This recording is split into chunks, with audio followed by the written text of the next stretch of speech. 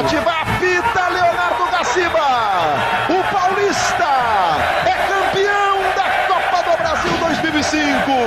Vai representar o futebol brasileiro na Libertadores da América do próximo ano. É isso mesmo que você está vendo, o Paulista campeão da Copa do Brasil do ano de 2005, mano. Se você não me conhece, eu sou o Flávio aqui do Legends Modo Carreira, convidando você a fazer o que você bem entender aí, certo? Se quiser se inscrever, se inscreve, se quiser curtir, você curte, porque hoje, mano, o tema tá muito bom. É um time que, velho, surpreendeu o nosso país lá no ano de 2005, era um time jovem, ambicioso, mas cheio de vontade, determinação para conseguir ganhar esse título nacional de uma competição que historicamente, talvez recentemente nem tanto, mas se você for pegar um histórico, mano, vai ter muita zebra boa. Eu já falei de quase todas aqui, inclusive, Santo André, Criciúma, falta Juventude, aliás, inclusive.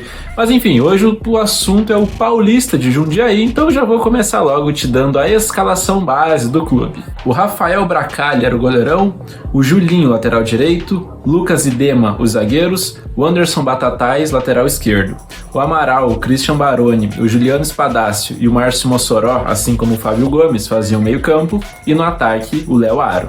O Wagner Mancini era o treinador da equipe. O Hever, o Abrão Lincoln e o Finazzi também foram jogadores importantes. Agora é aquele momento que eu destaco individualmente os jogadores, e pra mim o craque desse time, de forma muito merecida, foi o Christian Baroni. Lembra dele? Ex-Atlético, ex-Corinthians, ex-Fenerbahçe da Turquia. No Corinthians, aliás, mano, ele meteu aquele gol no último lance de um derby contra o São Paulo e comemorou de uma forma sensacional.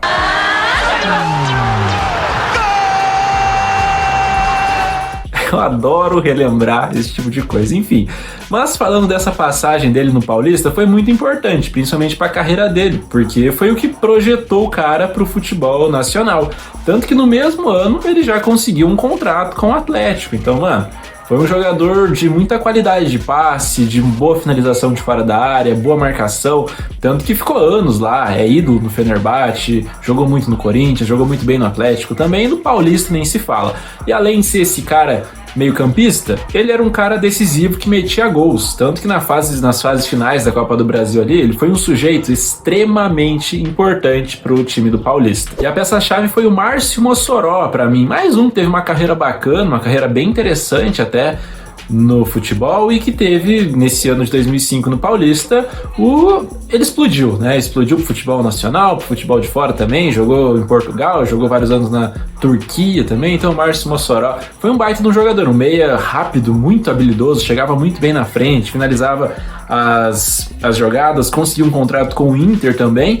E ele meteu gols importantíssimos, gols assim extremamente decisivos para o time do Paulista, então não poderia deixá-lo de fora. Seria uma grande incoerência da minha parte não citar de forma honrosa o Márcio Mossoró. E o goleador dessa equipe para mim foi o Léo Aro, ele que jogou aí no Paulista nesse ano de 2005, era centroavantão, clássico, camisa 9, e fez gols extremamente importantes também. Teve o mesmo destino que os seus companheiros, né? Acabaram ali explodindo, despontando e saindo para outros clubes. No caso do Léo Aro também foi para o time do Internacional, aliás, uma curiosidade bem interessante. O Paulista foi o 6º colocado no estadual de 2005, terminou a Série B do Brasileirão em 13º lugar e foi o campeão da Copa do Brasil.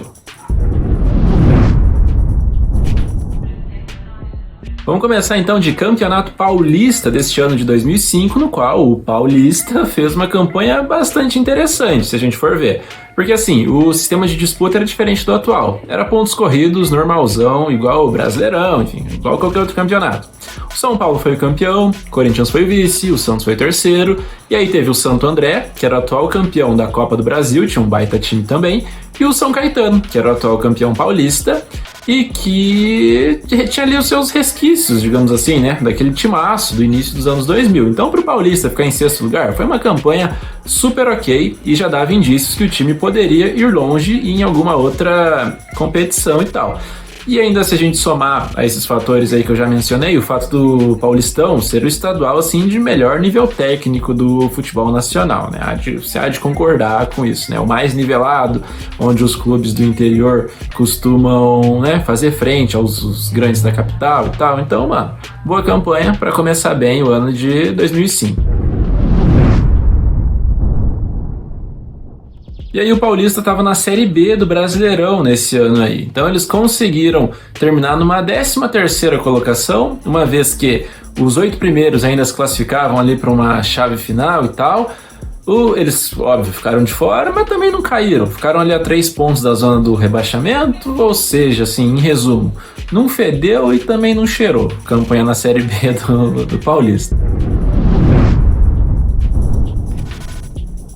Pronto, agora sim chegamos no que interessa, a Copa do Brasil de 2005. Se você quiser avançar o vídeo até aqui só pra ver isso, mano, fique à vontade, beleza?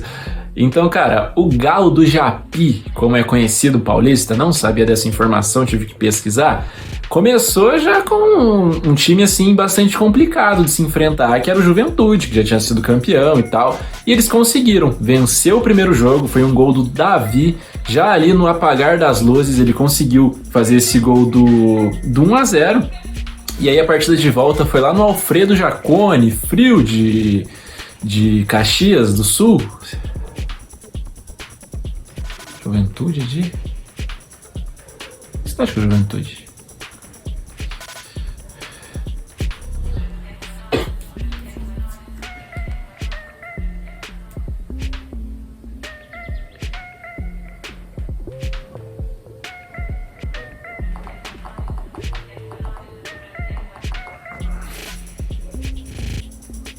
Caxias do Sul, isso mesmo? A partida terminou empatada com o placar de 1-1. O Paulista até saiu na frente no comecinho, depois tomou o gol de empate, tomou um calor no final do jogo, mas conseguiu segurar aquela vitória. Esse empate que foi muito importante, empate com sabor de vitória e classificação para a próxima fase. E aí na segunda fase o adversário foi o Botafogo, time carioca, time tradicional também do futebol brasileiro, e o Márcio Mossoró foi quem abriu a contagem para a equipe do Paulista, só que aí aos 20 minutos da segunda etapa, da etapa final, o Alex Alves deixou tudo igual, final 1-1, um gol assim que detalhe, né? Quase não estava impedido, graças a Deus. Mas aí, sabe como que é, né? A bandeirinha deixou passar e tal, e a partida foi em igualdade para o Rio de Janeiro. E aí, jogando no RJ, na casa do Botafogo, o Botafogo já era favorito, então ali para aquele confronto, o Paulista conseguiu ir lá e surpreender. Isso porque o Léo e o Christian Baroni fizeram os gols do Paulista nessa partida, que por sua vez sofreu 2 gols também, só que aí a vantagem, né, o critério de gols marcados fora de casa acabou beneficiando o time de São Paulo, e aí o Paulista, por ter empatado em 2-2 fora e 1-1 em casa, acabou então avançando mais uma fase nessa Copa do Brasil. Chegamos já nas oitavas de final, daquela que a competição, dizem, né, a mais democrática do Brasil, mas faz tempo já que ela não é tão democrática assim. Enfim, o Paulista teve pela frente o time do Internacional de Porto Alegre, um baita de um time do Inter, que foi vice-campeão brasileiro nesse ano aí, um ano depois, Libertadores, Mundial. Então, mano, a base da equipe era quase que essa. O jogo, a primeira partida foi no Beira-Rio, lá no Rio Grande do Sul, então o Paulista já estava ligado que ia ser uma parada bastante indigesta, muito complicada, e acabou perdendo aquele jogo. Foi um gol do Jorge Wagner, lembra dele? Jogou no São Paulo, canhoto, batia falta, estava muito bem de fora da área, e foi justamente dessa forma que ele fez o gol do Internacional dos Gaúchos aos 84 minutos de jogo. Então você vê como que o Paulista, por muito pouco, não consegue sair com resultado positivo para jogar a volta. E aí no Jaime Pinheiro, com o apoio da torcida, a equipe do Paulista conseguiu igualar a vantagem do Internacional. Foi um gol do Juliano Espadácio, também, curiosamente, aos 84 minutos de jogo, ou seja, 2 placares iguais, e que a gente vai ter decisão nos pênaltis. Foi aí que a estrela do goleiro Rafael brilhou, ele pegou uma cobrança do Helder Granja, e o time do Paulista, que acabou sendo mais eficiente nas batidas, venceu por 4-2 aquele confronto. A gente teve também uma bola na trave do Perdigão, Perdiga, lembra dele também? Clássico jogador, baita jogador Perdigão. Ele acabou chutando uma bola que bateu no travessão, rebateu ali na linha do gol, o juiz disse que não entrou, então o Inter reclamou demais, inclusive, né, não passou batido isso daí. Enfim, o juiz não deu gol e o Paulista conseguiu a sua classificação, já quem diria, para as quartas de final da Copa do Brasil. O adversário da vez foi o Figueirense, que jogando em seus domínios, lá em Santa Catarina, no Orlando Scarpelli, venceu a partida de ida pelo placar de 1-0. E aí na volta, jogando em Jundiaí, o Paulista mais uma vez conseguiu replicar ali a vantagem do adversário, também ganhou de 1-0 aquele jogo, e aí a gente teve mais uma disputa por pênaltis que mais uma vez o Paulista levou, só que aí eles ganharam de 3-1 nas batidas e se classificaram para a semifinal da Copa do Brasil. A semifinal foi contra mais um gigante do futebol brasileiro, dessa vez a equipe do Cruzeiro, o Cruzeiro que tinha o Fred matador, goleador. Fez um gol, inclusive, no jogo de ida, foi o gol isolado do Cruzeiro, isso porque o Paulista conseguiu ser muito melhor em seus domínios e venceu aquele jogo pelo placar de 3-1. Então a gente teve ali gols do Christian Baroni, ainda no primeiro tempo, o Márcio Mossoró e o Jefferson Batista também fizeram. O jogo terminou 3-1 para o Paulista, uma vantagem de 2 gols para ir jogar no Mineirão. E o Paulista foi para Belo Horizonte podendo perder por até um golzinho de diferença que estaria classificado para a final. Só que com 36 minutos apenas de jogo, o Cruzeiro, irmão, já vencia por 3-0. Então, mano, tudo se encaminhava, tudo levava a crer que seria uma goleada histórica, que o Cruzeiro ia dar lógica, que o Cruzeiro ia conseguir passar, ia conseguir se classificar, mas não foi bem assim que aconteceu, não. Isso porque o Wagner Mancini deve ter dado uma chacoalhada monstra nos caras no vestiário. E aí eles voltaram muito melhores pro segundo tempo, tanto que o Christian Baroni, 2 vezes volante, fez 2 gols de falta, mano. Bateu 2 faltas, uma lá no meio da rua, e o Fábio aceitou. O Fábio acabou sendo bastante cornetado, criticado e apontado como grande responsável por essa não classificação do Cruzeiro, inclusive. É direito que ela tenha, expressar o que ela quer. Tenho a minha cabeça tranquila que eu não tive culpa nos gols. E do lado do Paulista, o goleirão Rafael acabou até rolando um desabafo ali depois do apito final. Todo mundo falou que o Paulista vinha aqui a ser massacrado. Acharam que eu massacrar no primeiro tempo. E no intervalo tava todo mundo dizendo, pô, vocês não conhecem o Fred, não sei o quê. Tá aí, no final, conhecemos todo mundo do Cruzeiro. Resumo da ópera, né? Cruzeiro 3, Paulista 2. Paulista conseguiu, então, a sua classificação para a final dessa Copa do Brasil. E aí, depois dessa classificação heróica para a decisão, o Paulista teve pela frente mais um time bem tradicional aqui do nosso futebol, que era o Fluminense. Então, o primeiro jogo foi em Jundiaí e o segundo foi no Rio de Janeiro, lá em São Januário. E aí, depois de um primeiro tempo bastante truncado, bem amarrado, os gols saíram na etapa final. É legal falar assim, mano. O Márcio Mossoró foi quem abriu o placar depois de um belo de um contra-ataque do Paulista, uma transição muito rápida ali, defesa-ataque. Ele, com muita velocidade, conseguiu chegar bem para finalizar e fazer o gol do 1-0. E depois o Leoaro ainda, também num contra-ataque, mais pro finalzinho do jogo, acabou então dando essa bela vantagem pro Paulista, fez o segundo gol.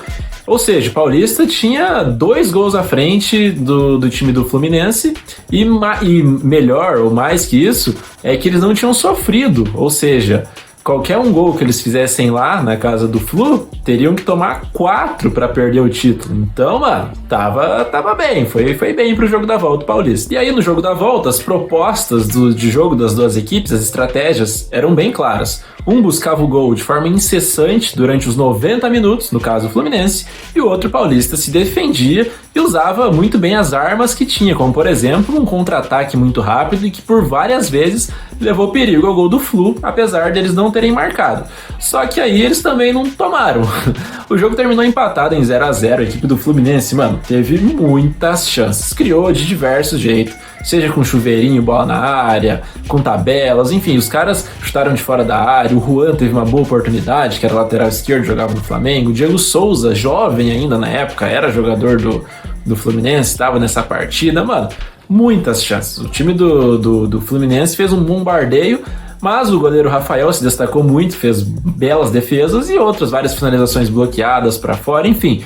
O Paulista, então, conseguiu, com todo o mérito do mundo, fez ali com que seu plano de jogo tivesse mais eficácia, tivesse mais eficiência, em comparação com o do Fluminense. O resultado final fala por si só, então, o Paulista, dessa forma heróica, para muitos até improvável, conseguiu esse baita título da Copa do Brasil e, lógico, os jogadores ficaram muito emocionados e muito felizes ao final do jogo. É muita luta, nossa, nem sei como que dizer. Depois de muita luta, muito sacrifício, Jundiaí tá em festa. Resumindo então, vamos falar desse time do Paulista, uma equipe que, mano, não teve nenhuma teta, você pode ver, só pegou pedreira, da primeira fase até a final, só time de camisa, só time de tradição, foi eliminando 1 a 1 ali, foi desafiando gigantes o time do Paulista para conseguir então esse feito que é o maior da sua história até hoje, que foi ser campeão desta Copa do Brasil de 2005.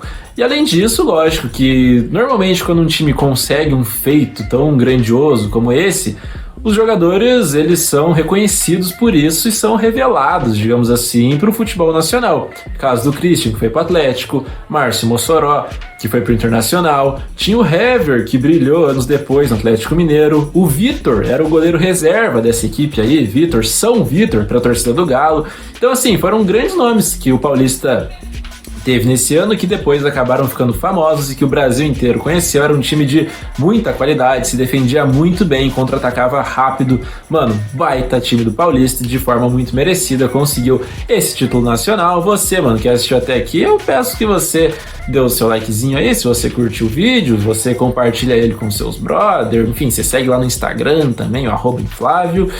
E é isso, por hoje acredito que seja só. Então, muito obrigado pelo acesso, até a próxima e falou!